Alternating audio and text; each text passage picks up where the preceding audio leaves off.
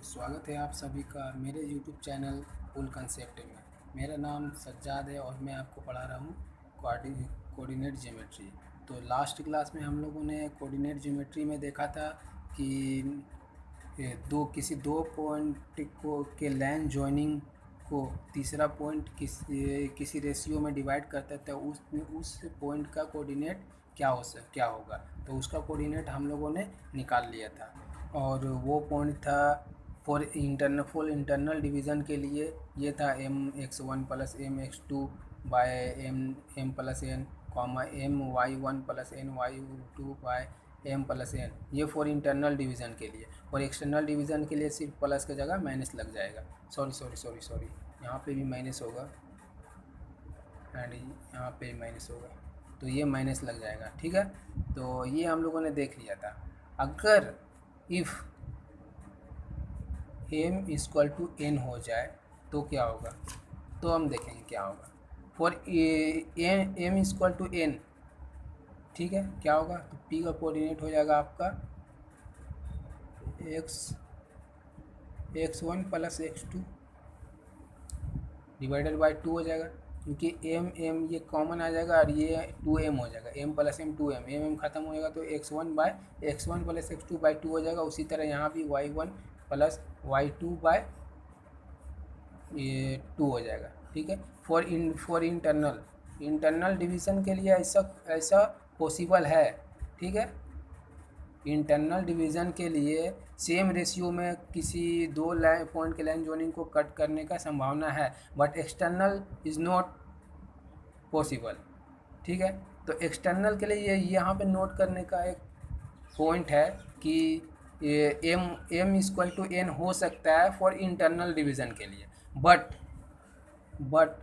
For external division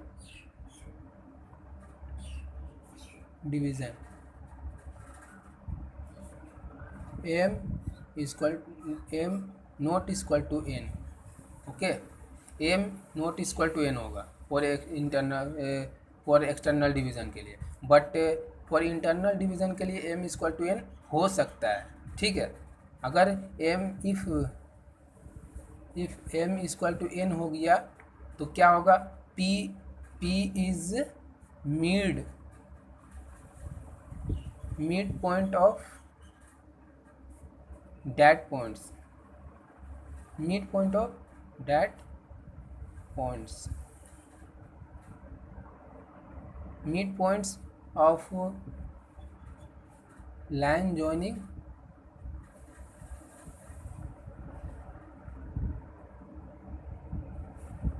joining that points.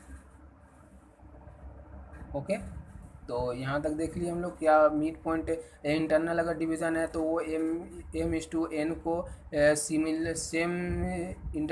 Division में भी divide कर सकता है, मतलब m इक्वल टू n हो सकता है फॉर इंटरनल के लिए, बट एक्सटर्नल के लिए ऐसा पॉसिबल नहीं है। एक्सटर्नल अगर डिवीज़न हो रहा है तो वहाँ m not equal to n होना बहुत ज़रूरी है। ठीक है, तो ये हो गया। इसको हम लोग बोल सकते हैं इस सब फॉर्मूले को हम लोग बोल सकते हैं सेक्शन फार्मूला भी बोला जाता है। ठीक है, इसको बोलते हैं सेक्शन फार्मूला, इसे हम लोग सेक्शन फार्मूला भी बोलते हैं। ठीक है, चलिए तो हम लोग आगे बढ़ते हैं। अब हम लोग देखेंगे किसी भी ट्रायंगल के सेंट्रोइड का पोजीशन कैसे निकाल सकते हैं, सेंट्रोइड का कोऑर्डिनेट कैसे निकालेंगे। ठीक है, सेंट्रोइड क्या हो गया, कोई भी ट्रायंगल है, ये एक ट्रायंगल है A B and C, 3 point है, एक पॉइंट A है, दूसरा पॉइंट B है एंड तीसरा पॉइंट C है। तो इसका सेंट्रोइड मतलब क्या, किसी भी स्ट्रक्चर का सेंटर कहाँ पर, जैसे अर्थ का सेंटर कहाँ पे होता है, किसी मैन का सेंटर कहाँ पे होता है, तो उसी तरह इसका भी ट्रायंगल का सेंटर कहाँ, यहाँ पे कहीं होगा, इसके एकदम सेंटर पे होगा। तो इसी को हम लोग बोलते हैं इसका सेंट्रोइड इसका क्या होगा। तो इसका इस सेंट्रोइड जो है इस पॉइंट का कोऑर्डिनेट क्या हो सकता है, x, y मान ली, इसका ये हो सकता है। तो इसको कैसे निकालेंगे, अगर ये 3 पॉइंट आपको दिया हुआ रहेगा तो किसी भी ट्रायंगल का अगर 3 पॉइंट्स को दिया हुआ है, 3 पॉइंट्स आपको दिया हुआ है, तो उसका सेंट्रोइड आप कैसे निकालेंगे, तो उसको हम लोग यहाँ पे अभी देखने वाले हैं। तो चलिए तो हम लोग देखते हैं क्या है। ये सेंट्रोइड ऑफ ट्रायंगल निकालना है, तो A B C is a triangle and D E and F are the middle point of the sides B C A and A B. देखिए B C A and A B का middle point है, कौन कौन है, D है, उसके बाद ये है, उसके बाद एफ है, ये मिडिल पॉइंट है। मतलब क्या, ये दोनों डिस्टेंस सेम होगा, ये दोनों डिस्टेंस सेम होगा, और ये सेम होगा डिस्टेंस, ठीक है। तो इससे एक लाइन लेते हैं इस मिड पॉइंट से, और इसे वर्टेक्स में इस पॉइंट से मिलाते हैं, फिर इससे एक लाइन लेते हैं, इस वर्टेक्स में मिलाते हैं, और फिर यहाँ से एक लाइन लेते हैं, इस पॉइंट पे मिलाते हैं बी पे। तो यहाँ पे एक कॉमन पॉइंट आ रहा है जो तीनों लाइन एक दूसरे को कट कर रहा है, तो इसी पॉइंट को हम लोग बोलते हैं सेंट्रोइड ऑफ ट्रायंगल। क्या होता है सेंट्रोइड ऑफ ट्रायंगल, अगर किसी all sides of the triangle have mid point, तीनों साइड का एक एक मिड पॉइंट है, और उस मिड पॉइंट को उसके अपोजिट वाले वर्टेक्स से या पॉइंट से मिलाते हैं, तो ये आपस में वो तीनों लाइन एक पॉइंट पे कट करता है, और उस पॉइंट को हम लोग बोलते हैं सेंट्रोइड ऑफ ट्रायंगल। तो सेंट्रोइड ऑफ ट्रायंगल पी है, लेट यहाँ पर माने हम लोग क्या माने, let centroid of triangle A B C is p and its coordinate is x, y and क्या और क्या लेट और मानते हैं हम लोग ए का वर्टेक्स x1, y1, बी का vertex x2, y2 and C vertex A का coordinate x1, y1, vertex B का coordinate x2, y2 and vertex C का कोऑर्डिनेट x3, y3। ये हम लोग मान के चले, ये क्या ऐसे भी आपको ये दिया हुआ रहेगा, ठीक है, या तो फिर ये दिया हुआ रहेगा, इसमें से कोई एक वर्टेक्स को बोलेगा निकालने को, वो आप आगे निकाल सकते हैं, ठीक है। तो ये सब दिया हुआ आपका। तो अभी हम लोग अगर देखें तो अगर डी पॉइंट को निकालना रहेगा तो हम लोग क्या करेंगे, ये क्या देखिए इन दोनों लाइन पॉइंट के लाइन जोनिंग में ये क्या है, मिड पॉइंट है। अब मिड पॉइंट फार्मूला हम लोग देखें क्या होता है, मिड पॉइंट फार्मूला भी देखें ना हम लोग, देखिए if m equal to n then p is mid point. तो मिड पॉइंट फार्मूला हम लोग निकाल सकते हैं एम इक्वल टू एन करके, एम का वैल्यू बराबर दोनों बराबर आएगा, इसका फार्मूला क्या हो जाएगा x1 plus x2/2 y1 plus y2/2। इसको हम लोग बोल सकते हैं mid point formula, mid point formula,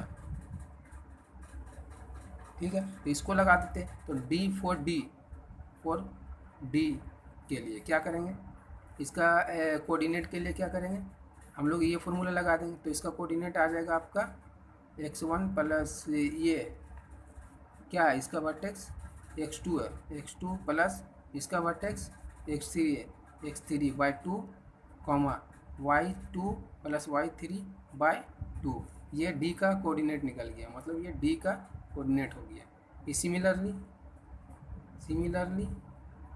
for E and F, तो ई के लिए क्या हो जाएगा, ई के लिए ये होगा बी प्लस बी अरे मतलब x1 plus x2/2 y1 plus y2/2। ये एफ का मतलब हाँ एफ का हो गया, ये एफ का हो गया। अच्छा ई का हो जाएगा आपका, ये इस इन दोनों के बीच का है पॉइंट है, तो ए का कोऑर्डिनेट क्या है x1 है, सी का क्या है x3 है plus x3/2 y1 plus y3/2। ये हो गया आपका पॉइंट निकल गया। अच्छा अब देखिए हम लोग निकाल लिए, डी निकाल लिए, ई निकाल लिए, एफ निकाल लिए। अब ये जो किसी भी ट्रायंगल का जो ये पॉइंट होता है सेंट्रोइड होता है, वो उस लाइन को ये जो दो पॉइंट के लाइन जोनिंग को जो डिवाइड कर रहा है, ये किस रेशियो में डिवाइड करता है, ये डिवाइड करता है 2:1 में। ये हम लोग 9-10 में पढ़ चुके हैं। ये जो डिस्टेंस होता है ये 2:1 का होता है, उसी तरह ये भी 2:1 होगा, ये भी 2 इधर होगा, 1 होगा ये, ठीक है, इसी तरह होगा। तो हम लोग देख सकते हैं कि इस पॉइंट को अगर निकाले मान लीजिए इसके सहायता से ये दोनों पॉइंट के सहायता इस पॉइंट को निकालना पड़े, तो किस रेशियो में डिवाइड कर रहा है ये पॉइंट इन दोनों के पॉइंट के लाइन जॉइनिंग को? 2:1 में डिवाइड कर रहा है। तो इसका वो देखिए हम लोग यहाँ पर ट्रेस करते हैं। ये हो गया ए, ये हो गया पी हो गया, ये हो गया डी। ए का कोऑर्डिनेट क्या माने थे? x1, y1। इसका कोऑर्डिनेट क्या माने थे? ये आया था हमारा, ये डी आया था। देखिए हम लोग दिखाते हैं, डी आया था आपका x2 + x3/2, y2 + y3/2। तो डी को हम लोग लिख देते हैं x2 + x3/2, y2 + y3/2। ये आया था, ठीक ना? ये हो गया। अच्छा, अब ये पॉइंट हम लोग माने थे x, y, यही हमको निकालना था। किस रेशियो में डिवाइड कर रहा है? ए पी को 2 में आ रहा, अरे पी डी 1 में आ रहा। 1:1 में डिवाइड कर रहा, 2:1 में डिवाइड कर रहा। तो इसमें हम सेक्शन फार्मूला लगा देंगे। What is section formula? What is section formula? Section formula is this is section formula internally division का। ये तो इंटरनली डिवाइड कर रहा है, इंटरनली डिवाइड कर रहा है, तो ये फार्मूला लग जाएगा। तो ये फार्मूला हम लोग लगाते हैं। क्या फार्मूला है? एक्स का formula mx1 + an x2/m + n, ठीक है, कॉमा ए y = क्या है? my1 + mn y2/m + n, ये फार्मूला है। तो ये p का कोऑर्डिनेट निकल जाएगा इससे। अब यहाँ पर देखिए m क्या है? m = क्या है? 2 है, और n = क्या है? 1 है। x1 तो x1 है, y1 भी y1 है, और x2 के जगह पे क्या आ जाएगा? x2 आ जाएगा आपका x3, क्योंकि यहाँ है x2 है, एक ये है x2 क्या आ जाएगा? x2 + x3/2। ये x2 के जगह पर तो यही आएगा ना, सेकंड कोऑर्डिनेट, इसके जो एब्सिसा रहेगा वो आएगा। और y2 के जगह पर क्या आएगा? y2 + y3/2। क्यों आएगा? क्योंकि ये जो x1 x2 रहता है, ये x1 क्या रहता है? फर्स्ट पॉइंट का एब्सिसा, x2 क्या रहता है? सेकंड पॉइंट का एब्सिसा। तो ये हो जाए, ऐसा होगा ना। और उसी तरह y1 क्या होता है? फर्स्ट पॉइंट का कोऑर्डिनेट, और y2 होता है सेकंड पॉइंट का कोऑर्डिनेट। तो यहाँ पे हम लोग लिखे फर्स्ट पॉइंट का कोऑर्डिनेट ये है, सेकंड पॉइंट का एब्सिसा ये है, एंड सेकंड पॉइंट का ऑर्डिनेट ये है। तो हम लोग लिख दिए। अब इसको इसमें पुट करते हैं, तो x = क्या हो जाएगा? m क्या है? 2 है, x1 क्या है? x1 है, प्लस n क्या है? 1 है, और x2 क्या है? x2 ये है, x2 + x3/2 है, डिवाइडेड बाय 2 + 1 क्या हो जाएगा? 2x1 + x2 + x3/2, ये हो गया, डिवाइडेड बाय 3, ये हो गया आपका। सॉरी, थोड़ा सा मिस्टेक हो गया है यहाँ पे, क्योंकि यहाँ पे जो mx2 है ये x2 होता है, ये x1 होता है, जैसे कि हम लोग पहले ने देखा था। ये गलती से लिखा गया है, तो इसको हम लोग करेक्ट कर लेते हैं, ठीक है। इसको हम लोग करेक्ट कर लेते हैं, ठीक ना? अब ठीक है, चलिए अब ठीक है। इधर भी हम लोग देख लेते हैं, इधर हाँ ये ठीक है, ये 1 हो जाएगा, ये भी 2 होगा, ये 1 हो जाएगा। चलिए ठीक है, अब कुछ नहीं होगा, ठीक है। तो ये यहाँ पे अब ये थोड़ा सा इसको चेंज करना पड़ेगा हमको, क्योंकि यहाँ पे गलती हो गया था। तो अभी देखते हैं हम लोग p का कोऑर्डिनेट, मतलब x एक्सिस क्या होगा, अभी पुट करते हैं। क्या m क्या है? 2 है, x2 क्या है? x2 हमारे पास x2 + x3 है, x3/2 है, प्लस क्या है? n 1 है, और x1 तो x1 ही है, डिवाइडेड बाय 2 + 1, ठीक है। उसी तरह y एक्सिस का भी देखते हैं हम लोग। y एक्सिस का क्या हो जाएगा? 2 m है 2, y2 हो जाएगा, ये y2 + y3/2, प्लस y1 क्या है? y1 हो गया आपका y1 ही है, डिवाइडेड बाय 2 + 1। तो अब इधर देखते हैं x कोऑर्डिनेट क्या हो सकता है। तो ये 2 और ये 2 कैंसिल आउट हो जाएगा, ये हो जाएगा x2 plus x3 plus x1 bye 3 और y कोऑर्डिनेट हो जाएगा, इसका y कोऑर्डिनेट हो जाएगा, ये 2 कंप्लीट हो जाएगा, 2y2 plus y3 plus y1 equal to 3। इसको अच्छे से लिख लेते हैं। p का कोऑर्डिनेट क्या आ गया आपका x1, p का एब्सिसा आ गया x1 plus x3 plus x2 plus x3 divided by 3 comma y1 plus y2 plus y3 divided by 3। ये आपका आ गया centroid. This is the centroid of any triangle, centroid of triangle. तो हम लोगों ने देख लिया सेंट्रोइड क्या कैसे निकाल सकते हैं किसी भी ट्रायंगल का।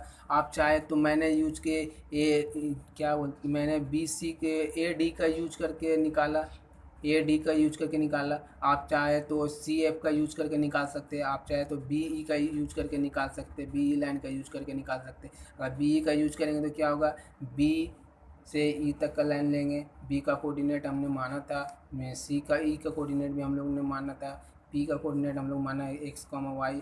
ये किस रेशियो में डिवाइड करेगा, B टू P करेगा 2 में और P टू E करेगा 1 में। तो उसी तरह इसी टाइप का फॉर्मूला लगा के, सेक्शन फार्मूला लगा के वैल्यूज़ को करेक्टली फिट करके हम लोग x और y कोऑर्डिनेट निकाल सकते हैं, किसी x और y का वैल्यू निकाल सकते हैं किसी भी सेंट्रोइड के कोऑर्डिनेट के लिए। ठीक है, तो ऐसा हम लोगों ने देख लिया है।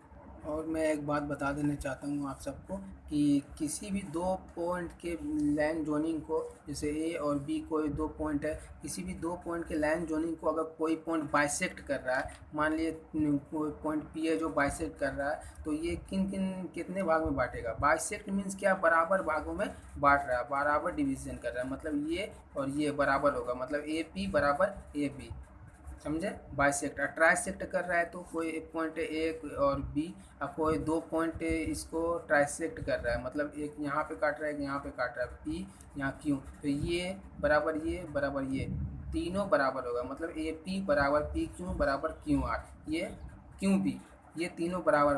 बाइसेक्ट ट्राइसेक्ट ऐसा कुछ अगर रहेगा तो आप ऐसा करके निकाल सकते हैं बाइसेक्ट के फॉर्मूला से। ठीक है, तो ठीक है गाइस, आज का ये लेक्चर यहीं पे ख़त्म करते हैं। और हम लोगों ने आज देखा है किसी भी ट्रायंगल का अगर 3 कोऑर्डिनेट दिया हुआ है, 3 वर्टेक्स अगर दिया हुआ है, तो उस ट्रायंगल का सेंट्रोइड हम लोग कैसे निकालें। तो ऐसे करके निकाल सकते हैं। अगर मान लीजिए आपको ये 2 वर्टेक्स दिया हुआ और सेंट्रोइड दिया हुआ, तो पॉइंट A निकालने को बोला है, वर्टेक्स A निकालने को बोला है, तो आप यहाँ पे वैल्यू को पुट करके, जैसे यहाँ पे दिया हुआ है ये सेंट्रोइड का वैल्यू पुट कर देंगे, ये 2 एक्सिस 2 कोऑर्डिनेट 2 वर्टेक्स के कोऑर्डिनेट का वैल्यू पुट कर देंगे, ये तीसरा निकालना रहेगा, ये कैलकुलेशन करके आप तीसरा को निकाल सकते हैं। उसी तरह ये मिसिंग, कोई भी एक मिसिंग रहेगा और 3 पॉइंट्स आपको दिया हुआ रहेगा, आप आराम से निकाल सकते हैं इस फॉर्मूले को यूज करके। तो हम लोगों ने यहाँ तक देख लिया। अब हम लोग नेक्स्ट क्लास में हम लोग देखेंगे क्या हो देखेंगे हम लोग देखेंगे कोई incentre of a triangle. Incentre of a triangle क्या होता है, ये एरिया ऑफ ट्रायंगल, इसी वर्टेक्स का यूज करके हम लोग किसी भी ट्रायंगल का एरिया कैसे निकालेंगे। उसके बाद कंडीशन ऑफ कोलिनियरिटी देखेंगे, कंडीशन ऑफ कोलिनियर क्या होता है, कोलिनियर। उसके बाद सम यूजफुल पॉइंट्स को हम लोग भी देखेंगे, पैरेललोग्राम हो गया, रोम्बस हो गया, स्क्वायर हो गया, ट्रेपेजियम हो गया, ये सब को भी हम लोग देखेंगे। ठीक है, तो नेक्स्ट क्लास में हम लोग ये देखेंगे। और आप लोगों को अगर समझने में कोई भी परेशानी हुई होगी, दिक्कत हुआ होगा, तो आप कमेंट बॉक्स में कमेंट करके हमें बता सकते हैं। मैं कोशिश करूँगा कि उस प्रॉब्लम को जल्द से जल्द सॉल्व कर पाऊँ। Okay, thank you.